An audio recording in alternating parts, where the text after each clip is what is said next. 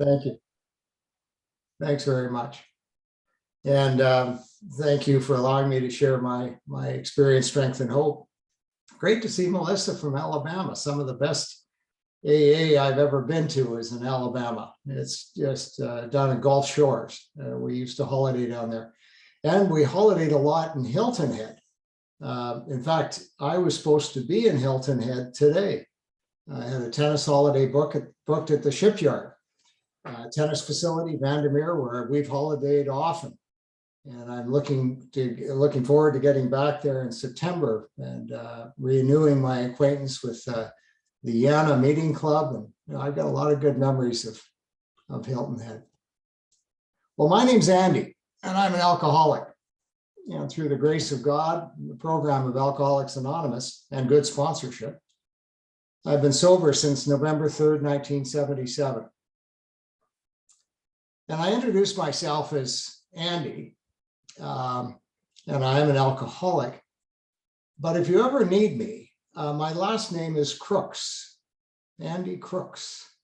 We lose track of our last names. There's a joke, but it's true. You're in AA when you don't know the last names of all your best friends. And there's a practical reason for knowing your last name. I remember the first time it occurred to me, I was trying to track down a friend of mine who was in the hospital. Well, it wasn't helpful to go up to the front desk in the hospital, the information desk, and say, I'm looking for Mike. He goes to Monday night. You know him. They didn't know him. So we should, it's important to ensure that people feel comfortable at the meetings, but at some point, get to know last names. So if you need me, my name is Andy Crooks. So this morning, as is the tradition in these talks, I'm going to tell a story of what I was like, what happened, and what it's like now. And stories are so important in our fellowship and in our program. The genius of Bill and Hank when they were writing the big book to include all the stories as well as the first 164 pages. It was a mark of genius, and it comes from Bill telling Bob his story, and it's a great tradition in us. There's a reason for this, I think. First of all, when I tell a story, there's nuance and subtleties that I can't capture in giving facts. I can tell you how long I've been sober and what I used to drink. Those are all facts. But to tell the story fills in the details, the gaps, gives a texture and a tone. But there's another very practical reason for why we tell stories rather than theories. Lois Wilson, one of Lois Wilson's favorite quotes was, we need fewer theories and more stories. But one of the reasons we do that, I do a lot of work with newcomers and sponsees. Now, when I tell them a theory, they love to argue with the theory. I mean, your head will explode.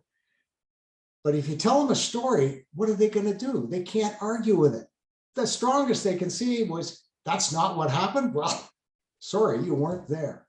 So when I tell a story, there's no arguments. You either accept it or you reject it. And then the other powerful reason for telling stories is identification, that process that says, whoa, I'm not alone. So this is my story, what I was like, what it was like. Now in this story, I'm not going to discuss my family of origin. I had a great family. We're upper middle class in Thunder Bay, Ontario. No abuse. I wanted for nothing. And I'm the only alcoholic of 4 siblings, but I'm not going to discuss my family of origin. And I'm not going to talk about my genetics either. Like many, I have ancestors and relatives, grandfathers on both sides who were clearly alcoholic. One on my mother's side, though, he sobered up and helped bring Alcoholics Anonymous to Thunder Bay, Ontario back in the 50s. And an uncle, my father's brother, became a lion in recovery, huge in recovery in both Canada and the United States. But I won't talk about my genetics, nor am I going to dwell on my psychological exploration of why I might be an alcoholic, although I had the usual growing up problems of sex and social skill development. And this is not an emotional saga, although The only emotions I knew were a general sense of impending doom, anger, and I was a young man, sexual arousal. That was my inventory emotion. No, this is a story of what I was like, not why I was like. What was I like? I was happy, but overweight, popular, but insecure. I was told I was very smart, but my grades showed maybe not so much. One characteristic that really stands out when I look at my early years was I was a spiritual seeker right from the beginning. In my teens, I had major born-again experiences 4 times, 4 separate born-again evangelical experiences. The key there is 4, because they all went away. The first one went away when I discovered marijuana in high school. The second one went away when I discovered hash, which was better than marijuana. The third one went away with, it was the 60s, 70s, so it was modern psychedelics, and the third one went away. And then I found booze on the 4th. I dissolved the 4th evangelical born-again experience with booze, and I never looked back. I had found the mother lode. I had found the answer. And I think I was an alcoholic right from the start. It was like I was an alcohol savant. The first time I had a drink, I went straight to blackout. And I loved it. I loved it. And I don't remember, when I think back to my drinking, I don't remember deciding to drink. I just drank, always. I had wealth and position in the community, and that afforded me many opportunities and got me out of many jackpots. And I took full advantage of that. I drank a lot. And from the beginning, I knew once I had won, I was gone. I remember thinking through, okay, I'm going to be drinking tonight. I better figure out, how much money I'm going to need, where I'm going to land. And, just think this through, because I knew once I started, it wasn't going to end until I passed out. Even then, sometimes I'd pass out and wake up and just keep right on going. But I knew I was different. I knew, I moved from Ontario to Alberta, Canada, and I got a summer job in Calgary, Alberta. I was on a work crew. And the first payday, the guy said on the work crew said, on paydays, we always get together for a big barbecue. And George has a car and he goes and gets each of us a case of beer. I thought, oh my Lord, I'm so lucky. I found my kind of drinkers, a case of beer each. Clearly, these are my kind of people. I went to the barbecue and it was fun. And then George showed up. There was general excitement. We all gathered around the trunk and he opened up the trunk and I looked with horror into the trunk. And I say horror because his idea of a case was 12 bottles. I thought, oh my Lord, in Ontario, a case is 24. What am I going to do? I can't work on 12 beer. And then I looked around at the guys and they were all celebrating. George had done a great job. George had failed as far as I was concerned. And I looked around and I thought, they all think that a 12-pack is more than enough. Isn't that remarkable?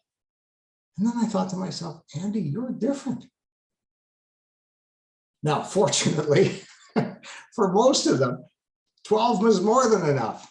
And there was more than enough left over for me to get thoroughly drunk. But I walked away from that experience realizing I drank differently, quantitatively and qualitatively. No, I knew I was different from long before when I sobered up. Now, I've got many, many stories in my drinking career that could show the problem.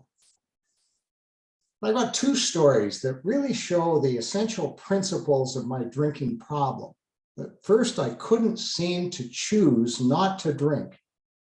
And second, when I got when I started to drink, I got drunk all the time. Now, the first story, I was a young man. I took a holiday in Calgary, Alberta again, and was flying back through Winnipeg, Manitoba at a 3-hour layover before I caught the plane to Thunder Bay, Ontario. I had not planned to drink. I didn't want to drink. My bags were checked through to Thunder Bay. I called my mother from the airport and I said, "Mom, my bags are checked through. See you at 4 o'clock. Looking forward to seeing you." And she agreed she'd pick me up. And I said, "I'm calling Dunk and a couple of other guys, and they're coming out to the airport. We're going to have coffee and lunch together." This is in the days before security, you could just go in and out of the boarding areas. So they came out to the airport. Well, we didn't have lunch and a coffee. We had a few beer. And after a few beer, we had a lot of beer. And after a lot of beer, we decided we would renew our acquaintanceship with our, great joys of youth. And we took off on a canoe trip. Right then and there, we organized a 3-day canoe trip and took off. Didn't occur to me to phone my mother. So she arrived at the airport in Thunder Bay, which is a small airport. And everybody from the Winnipeg plane got off and they left. And there she was, standing by the luggage carousel with my bag just going around and around. Well, eventually she picked it up and took it home. 3 days later, I called her. Said, "Sorry, I forgot to call you. We were back in the bush. We didn't have phones. I'm coming home and can you pick me up?" Well, sure. Her answer was short and brief. And the general intent was no. She still doesn't pick me up at the airport. She will pick me up if my wife is with me. And it's quite clear she's picking up my wife and I just happen to be there. But I didn't intend to drink. I didn't want to drink, but I did. And once I took off, there was no boundaries. That shows the principles of what I was suffering. The second story was more dramatic.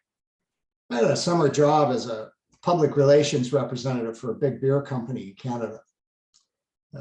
I had a van of sound equipment and other equipment. If you had an outdoor baseball tournament or any outdoor event, the salesman would call me, the beer salesman would call me and say, "We've got an event, come and help us." And I would help set up the stage and the sound system, and I could MC the thing if necessary. That was my job.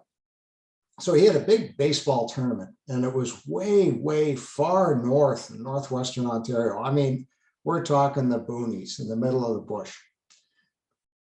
And I got there and we were unpacking the gear, and it was Saturday morning, and we were setting up the sound system and getting everything ready. And he was a good guy. He said, "We have to be careful not to drink very much this afternoon because it's about a 10-mile drive back to our hotel. It's the only hotel we could find. And it's going to be late at night. Let's really watch ourselves." And we both agreed. We should stay sober all through the day. So I didn't intend to drink. In fact, there was important reasons for me not to drink. But I drank. And I got drunk. And, I sort of packed up my equipment and he got drunk too. And we headed off down the highway. Well, I was alone in the vehicle. Sorry, I did have a passenger, but he was okay. But I had a high-speed single vehicle off the road accident. My passenger, as I say, was fine. I went through my seatbelt, then through the windshield, was thrown clear of the vehicle. It then rolled on top of me, as near as they could tell. And then the vehicle kept bouncing down the ditch. The passenger went out and flagged cars down. It was late at night and it was raining, and they would aim their headlights into the ditch and they would search in that corridor of the ditch. And then they would move the cars down and they'd search in that corridor. It took them almost 2 hours to find me. They did find me. I'd had a cracked skull, a fracture along my skull. My collarbone was broken. My wrist was broken. I had 6 broken ribs and a collapsed lung. My kidney was bruised. My pelvic had split open, and my femur, that top bone in your thigh, had exploded out the side. There's just 2 little stumps left. It was a major, I was in a coma for 3 days. I was in traction. I was in weighted traction, bedridden for 6 months. And that followed by 5 years of orthopedic surgery. Years later, a friend of mine in the Royal Canadian Mounted Police asked, he said, would you be interested in seeing a copy of your accident report? I said, sure, I'd love to. So he got it for me.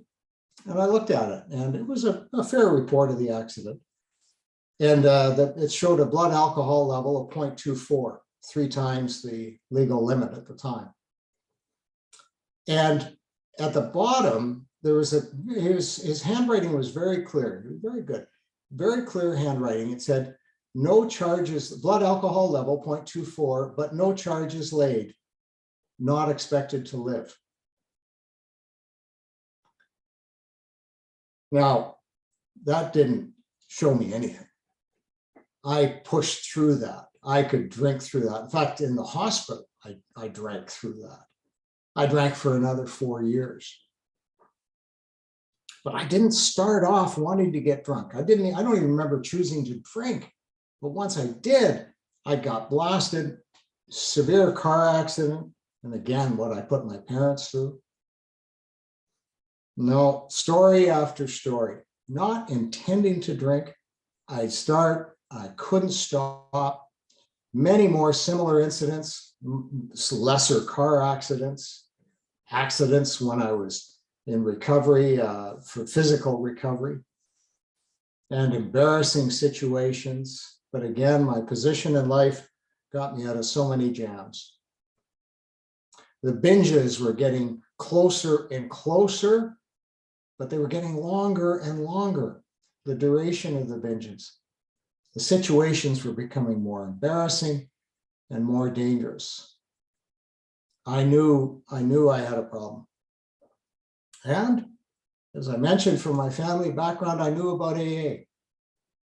I had ancestors and relatives, and I knew that AA worked. I knew that AA were the experts in drinking. Later, I came to see that you were experts in stopping drinking, but I knew you were experts in drinking. So I was in 3rd year law school in Toronto, Ontario. Went to my first meeting. It was a downtown Toronto meeting. About 12 fellows there, 12 people there. And I figured out the pattern of what was going on. And I looked at the things on the wall and the big books and so on. And I got around to my turn and I said, well, my name's Andy and I'm here. And I said, that's all I have to say. Well, an old timer came up to me and he said, what's with this, I'm here? And I said, well, I don't know, like these are all, like I hear the stories and the tragic, but I'm in 3rd year law school, I'm doing well, I'm treasurer of the Law Society, and I'm popular, I'm not, I think I've got a drinking problem, but my life is not unmanageable. I didn't use that language. I said, my life's okay. And he thought for a minute and he said, okay, I hear you. He said, let's look carefully at what we call our 12 steps. And he pointed up to the pull down steps on the wall. And he said, let's look at that step 1. He said, that's where we start. And he said, that step 1 has a hyphen in the middle. I said, that's really important that's a hyphen, because there's 2 thoughts, one on each side of the hyphen. And to qualify for coming here, you only have to meet one of the 2 thoughts. You only have to either you're powerless over alcohol or your life's unmanageable. From the sounds of it, you think your life is not unmanageable. It's fine. That's okay. We'll just leave that. Let's focus on the first part, powerless over alcohol. He said, we can actually administer a test to tell whether you're powerless over alcohol. You can take a test. I thought, whoa, I like tests. I do well at tests. So I straightened up and I said, well, what's the test? And he said, okay, you go out and you take a couple of drinks and then stop. And don't start again that day. Now, if you can do that several times in a row, you're probably not one of us. But if you do that and you find you're getting drunk, then you probably passed the test. You're qualified to come back. Well, okay, that's great. He wished me well, and I went home. And I determined to take the test. So I remember the first night I went out, had a couple of drinks. And I remember I finished my second, put the glass down. I thought, today's not a really good day for a test. And I drank myself drunk. So a couple of days later, I went out and I ordered a couple of drinks. And as I finished the second drink, I thought, I should have taken the test a couple of days ago, but I didn't. And 2 drinks isn't really a difficult test. I should take 4, 2 from the other night, 2 from today, and then stop abruptly. So I had another 2. Well, I didn't stop. I drank myself drunk. Went out a third night. This time I was smart. I only took enough money and no credit cards for 2 drinks. I had my 2 drinks, listened to an evening of jazz, went home. I thought, this is what drinking should be like. This is great. I remember I was so happy. And I got into bed and I was sitting reading in bed, which I like to do in my apartment. I was reading and I thought, what would make just to top this off, and it's past midnight, I can have a drink. That's not the same day. And I walked over to the fridge and poured myself I always kept 40-ounce bottles of gin in the freezer, nice ice cold gin. That was poured a tumbler of gin, which right there is this, who pours a tumbler of gin? Went back to my bed, put gin beside me on the night table and opened up my book, and I was reading and sipping my gin. I got just knee walking drunk. I woke up with a hangover. That was Wednesday night, November 2nd. And I woke up with a hangover Thursday morning, and I said, well, I took the damn test. And son of a bitch, if I didn't pass it with flying colors. 3 out of 3, 100%. I better go back to my second meeting. Now, the first meeting was magic enough, but the second meeting, whoa. Went to a big speaker meeting in Toronto, 200 people, nice meeting. Sat at the back and listened to it. It was a good meeting. And they offered coffee and cake. And I went up in the lineup and I was getting a cup of coffee. And Doug, never forget that, my first sponsor, came up to me.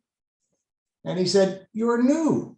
I thought, oh, what a clever fellow. He can tell that I'm new. This is amazing. And then he said, showing himself to be a psychological genius, he said, "We've talked it over.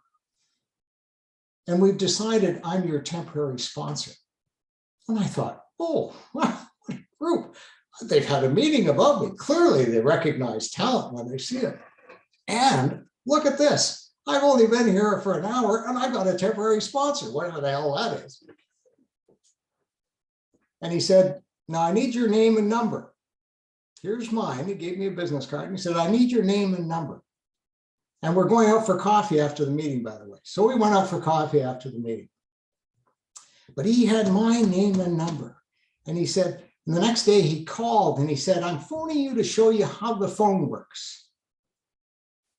I'm phoning you to show you how the phone works. This is how it works. I call you and I say, 'I'm having a good day. How you doing?' And you tell me you're doing fine or you're not. And we have a talk. So tomorrow it's your turn. You call me."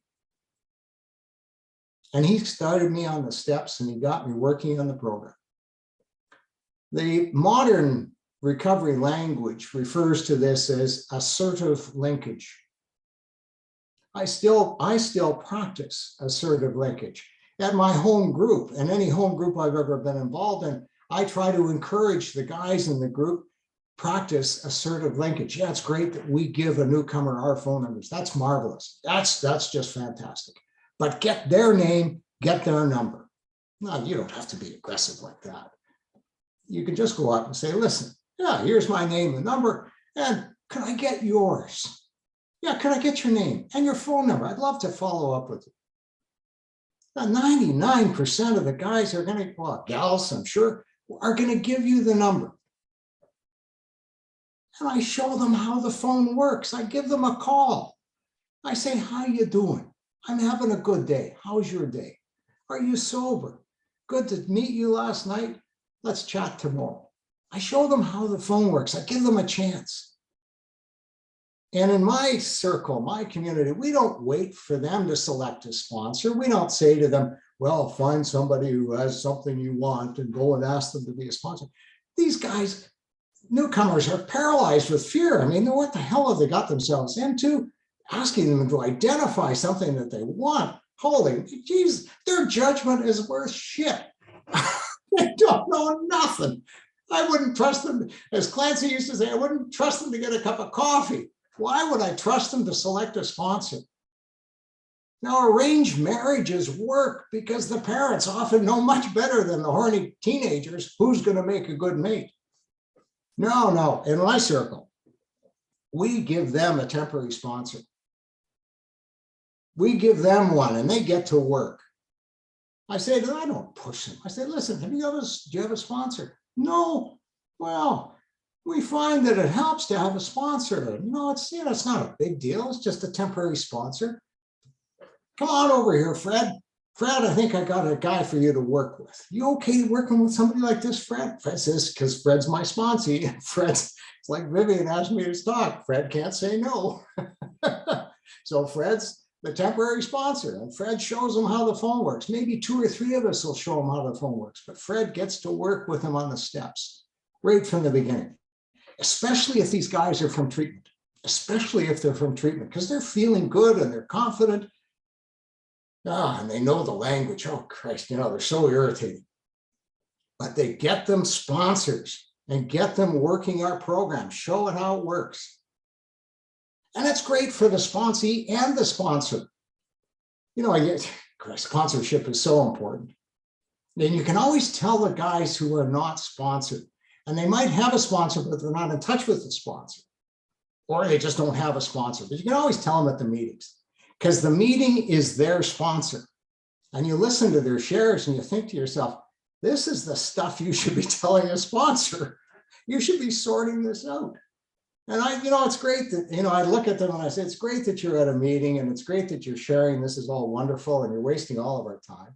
But it'd be much better if you had a sponsor, because then you could tell him the problems. And when you get to the meeting, you can share with us the solutions as well. Oh, God. So when I see someone like that, I often go up and say, do you have a sponsor? And then we start. Yeah. And of course, sponsorship, it's easy to be a successful sponsor. Yeah, you only need 3 skills. The first is you have to be able to look like you're listening.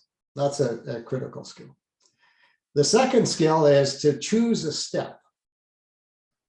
And the third skill is to keep quiet. So when the sponsee calls with issues, and they always have issues, you have to look like you're listening until they finally run out of steam.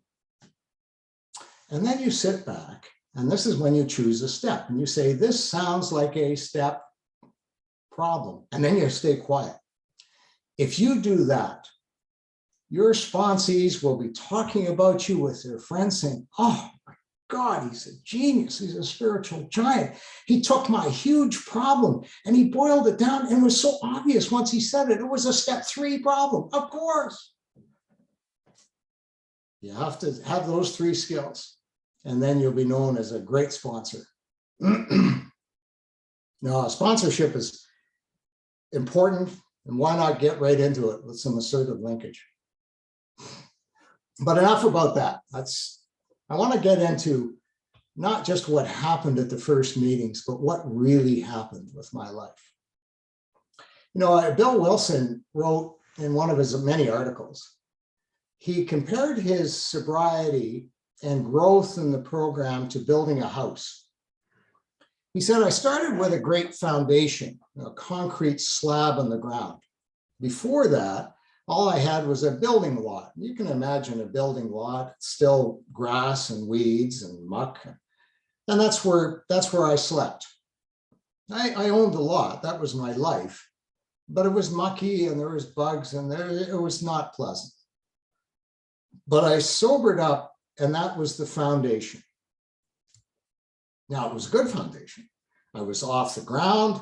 It drained well, but I was still exposed to the weather. I was dry, but that was all. If there was a storm blowing through, I was going to get cold. I was going to get wet. Whatever was going to happen, it was going to happen to me. Some good days, some bad. I was sober. I had my foundation, really relying on the fellowship and early steps, but it wasn't great. I was subject to the weather. I heard a great quote not long ago. I had sobriety, but it was really so-driety. I had so-driety. And I was dry. If you stop drinking, your life's going to get better. But if you apply the principles of the program, you're going to get better. So for a long time, as a young lawyer, I was a lawyer, I lived on this foundation. And the weather was tough sometimes. It was nice sometimes. When it was nice, I'd say, oh, this is great. When it was tough, I'd complain and I'd bitch. But all around me, people in the neighborhood, my AA neighborhood, were building homes on their foundations. And I thought, I think I can build a home. I think I can start to build a room. And so I picked up the tools of the program and the materials of the program, and I built my first room on my foundation. Now, my first room was a prayer room. Big storm blew through. And the storm was an anger storm. I had a work situation. It made me furious. I was just spitting with rage. And I went to my sponsor. I changed cities, so I had a new sponsor, Frank. And Frank said, I've only been as angry as you are right now once in my life. And the solution hurt so much that I never let myself get that angry again.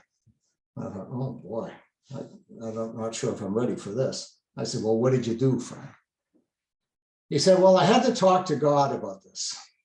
Had to talk to God. So tomorrow morning, you get on your knees in the morning and you talk to God about this fellow in this situation. So I remember I got down on my knees the next morning. He said, you have to do that every day. Got down on my knees and I prayed and I said to God, it was kind of a conversational prayer. Remember it. I said, God, you know what I think of this guy. I don't want him in my life. I'm not going to blow smoke up your ass. I'm not going to say I love him and I want good things. I want nothing good for him. He's an asshole. I want him out of my life. Frank said I had to talk to you about him. There's no use BSing you because you know my heart. I don't want him in my life. And that was my prayer. And every morning I got my knees and I would talk to God about this guy. And I know about 7 days later, I found myself saying, God, I still think he's a jerk. It's been said that you're perfect and you've never made anything bad. I think you made a mistake with this guy. I think you made a mistake. But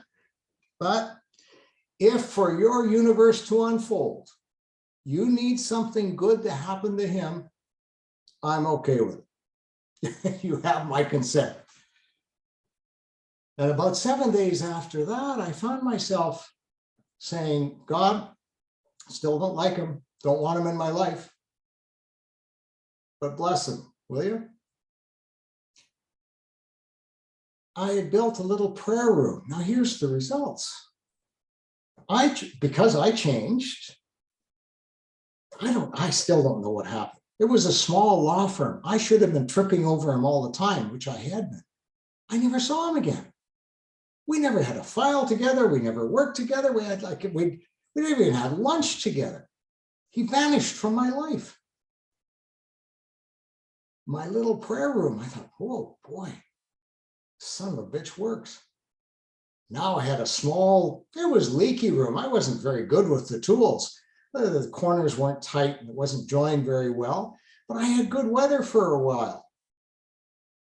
But then eventually bad weather blew in and I could see the leaks and the cold. And I thought, oh, this is a crappy little room. I could do something better because my neighbors were starting to build really nice rooms. I neighbor envy. So I decided I better build another room. So I built my second room. It was a hard time in my life. Again, more issues had come upon me. And my sponsor said, I think you better do a fourth step. I think it's time for you to do an inventory, written inventory. So I built an inventory room. The tools were simple, pen and paper. I put the pen to paper. under supervision and following directions, which is important. But the key is I put pen to paper, and I discovered I couldn't bullshit the paper. I could not. Patterns came out as I was writing. And I remember writing a sentence. So my first big inventory, I wrote a sentence down, and I remember looking at that, holding my pen, and I think, where the hell did that thought come from? That I don't think like that. That's not me. But then I thought, wait a minute, this isn't the first time I've written this down. And I look back, and a couple of pages earlier, the same sentence, the same words, the same phrases. I realized I'd written that same sentence down 4 different times. And I thought, that apparently, whatever I might think, that is me. A pattern, it just bubbled up using pen to paper. And that pattern was a significant defect. It was a suboptimal way to run my life. I thought, holy mackerel, this is what they're talking about. Now, my second room, inventory room, was great. It was great because it was pen to paper, 2 simple tools. That led me to build a new hallway. I had a couple of rooms, now I needed a hallway. The hallway was the defect removal hallway. Taking the tools of 4 and 5 was really important. The door out of the inventory room, if you will, step 5, the exact nature of the wrongs. Now, those of us who sponsored guys or done 5th steps, we're used to hearing the exact details of the wrongs. That's great. That's wonderful. For early inventories, that's fantastic. You get the exact details. But we need to tease out the exact nature of the wrongs. When I go into a 5th step with somebody, I remember to myself, to tame it, you have to name it. To tame it, you have to name it. The defect has to be named. You have to tease out what's going on. What's the power? Where's the defect coming from? I think of a Christmas tree lights, it's a string of lights, Christmas lights. And you got this wire with lights going all the way across the wire. The manifestations of the defects, the little stories, that's each little light. What we're after is what's in the wire and what's the power in the wire that's turning all these lights on. Now that's, for the first inventory, that's not going to, you're just suffice that you're dealing with the lights.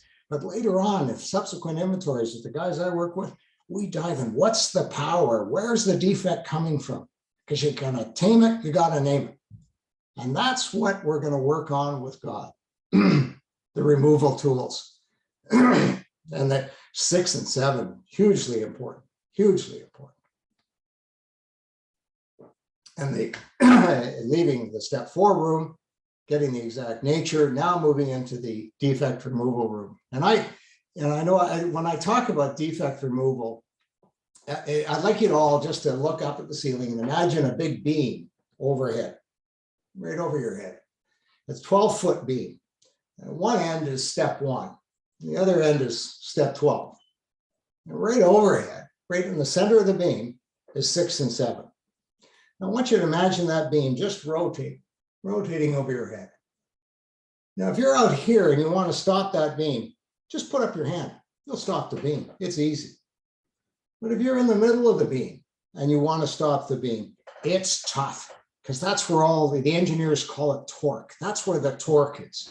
Little tiny changes in the middle of the beam, huge changes at the outside. Defect removal, huge, huge step, huge part of our program, huge part of my program. Having named it, I'm now ready to tame it, and the taming is in 6 and 7. And 6, 7. First stop in removing a defect is stop doing it. My sponsor, first thing you have to do with a defect is stop exercising it, but then develop new habits that lean into the defect. And when I figured that out, I could look at my inventories and realize, wait a minute, there's more here than just the patterns.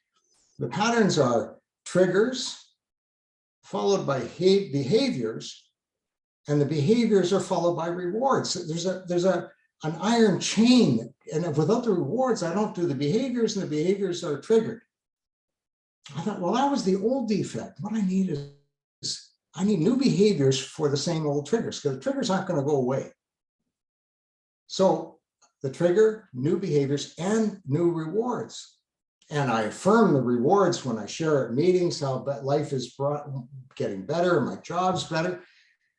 I get new rewards for new behaviors, same old triggers. And pretty soon I've got a new habit. And when I got a new habit, I got a new character. Now 6 and 7. And then I built another room after another episode where a storm blew through and I had to pick up the tools again. And it was the meditation room, prayer and meditation. You know, Dr. Bob, he would insist if you did not commit to daily prayer and meditation, he would say, you don't want what I have, and he would move on to another newcomer. Prayer and meditation was absolutely essential in his recovery program. And if you did not commit to it, he would say, you don't want what I have.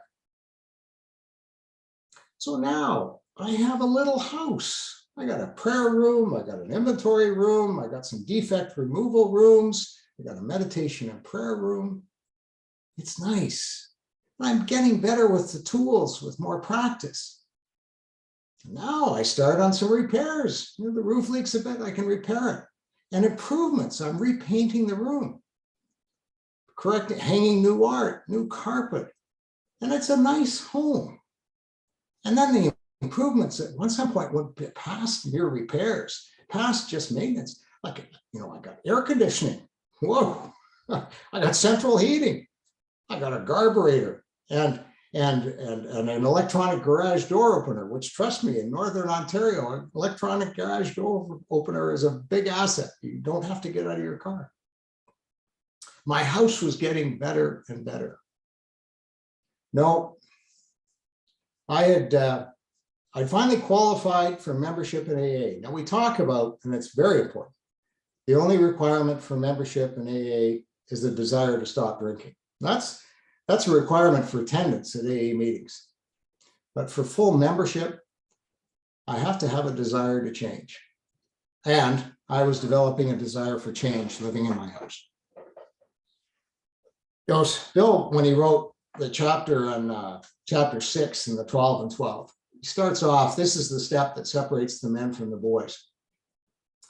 At first, I thought what he was meaning was, this is really hard. This is like a Marine saying, when the going gets tough, the tough get going. That's what I thought he meant.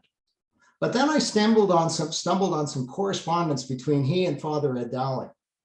And he used to send chapters of the 12 and 12 to Father Ed and say, what do you think? Father Ed was a Jesuit scholar, and he would give commentary back to Bill.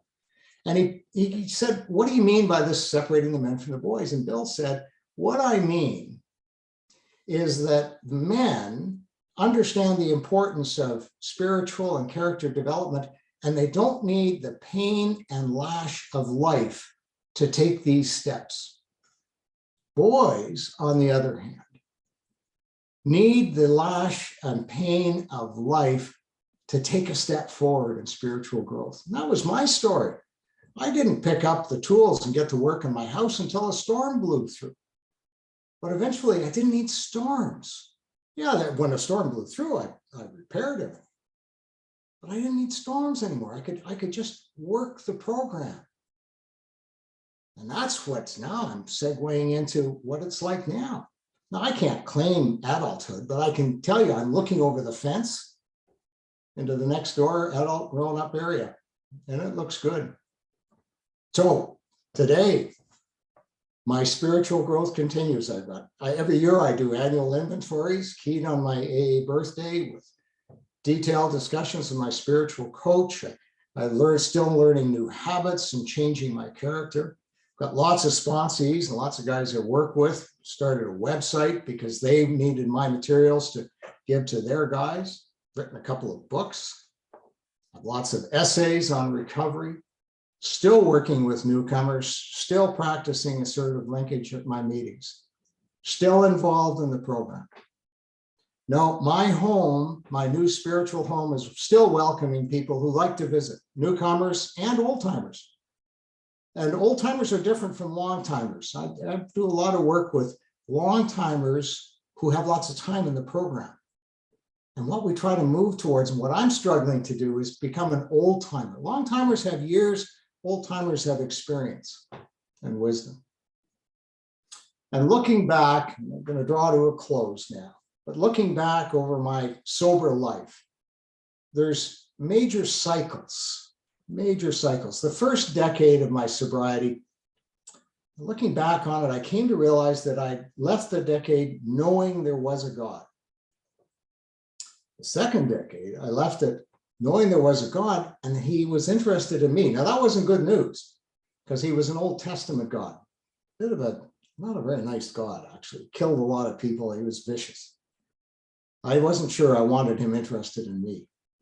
The third decade, I came to see, wait a minute, he may have those characteristics, but in my life, it seems that he loves, cares, and protects me.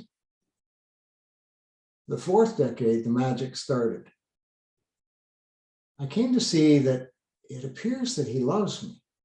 And if he can love me, maybe I can love myself. Now, in my fifth decade of sobriety, I'm coming to love myself. Because at the heart, the key to my problem was I loathed myself. The New Testament injunction to treat our neighbors as ourselves, I wouldn't treat somebody that badly. No, now I am coming to love myself. And I talk about decades, but there were smaller cycles within these larger cycles of coming to properly love myself. So that's my story. I don't know how this works. I sure as hell don't know why this works. But I can tell you from my lips to your ears, this sure as hell does work. Thanks. Thanks, Vivian.